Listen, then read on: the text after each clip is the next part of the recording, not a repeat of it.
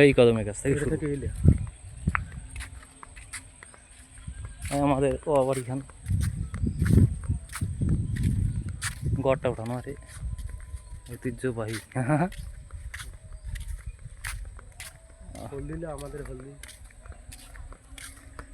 আমার বটের গাছটাকে আমি উঠাবো ভাই। এই যে দেখেন আমাদের এইগুলো জমি, এই হলুদ, এই বাদাম, এই আমাদের বটের গাছ।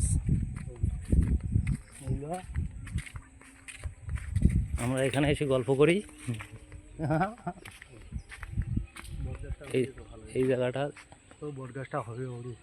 হ্যাঁ বট গাছটা হবে সুন্দর হয়ে শ্যাওয়া সুন্দর। এই আমাদের এলাকা।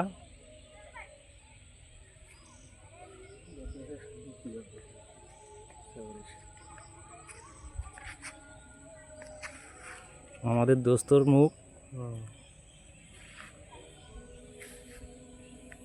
এই লতিগুলা যদি না ছেড়ে না করে বট গাছটাই হবে।